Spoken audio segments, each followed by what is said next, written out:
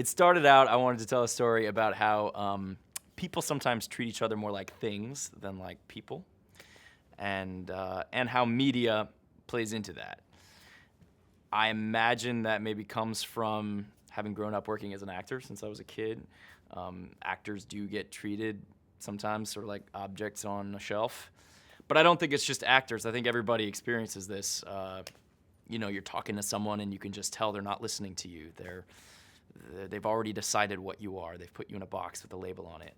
And I wanted to tell a story about that. And so I thought a relationship between a young man who watches too much pornography and a young woman who watches too many romantic Hollywood movies would be a sort of funny way at getting at these questions.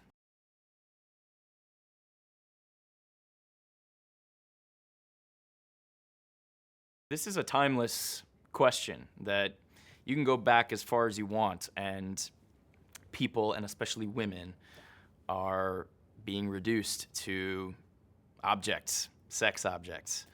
And, it's funny, like, my mom has seen this movie and really likes the movie, and we were actually talking about Facebook and how nowadays sometimes it seems like people get into relationships just so they can put on their Facebook page that they're in a relationship, and how that sort of quantifies dating. And she said, well, yeah, but they always did that. They did the same thing when I was young. It wasn't on Facebook, but you still had a label for it. It was called going steady. And the question was, are you going steady or are you not going steady? And so I think a lot of these things are pretty timeless.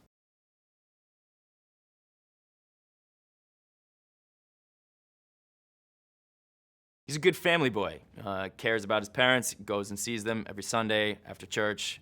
They have lunch. And,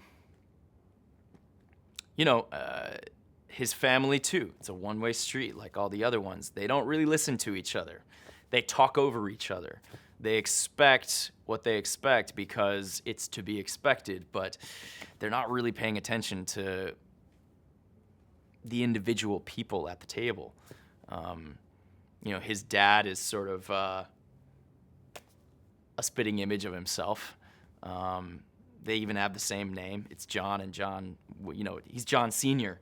in the script. Tony Danza, killer performance. I imagine that actually my character, John, is called John Jr., but I don't think he would appreciate being called Junior.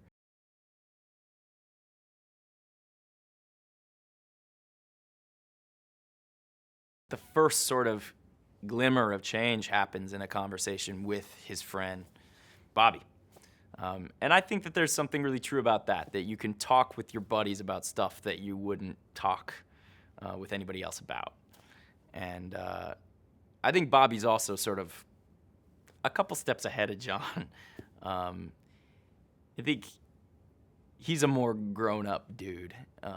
He still hangs with his old friends and they go out at night and have a good time, but I think Bobby's like, on track to being a solid adult.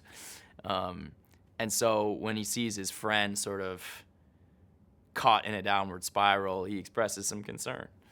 And that's one of my favorite scenes in the movie, actually.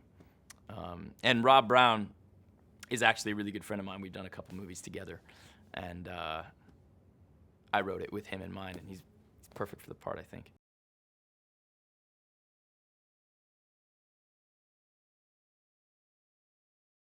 So here we have the quintessential quality of any Don Juan character. He's a womanizer. He, treats women like things for his consumption, objects for his pleasure, and doesn't really care about them as people.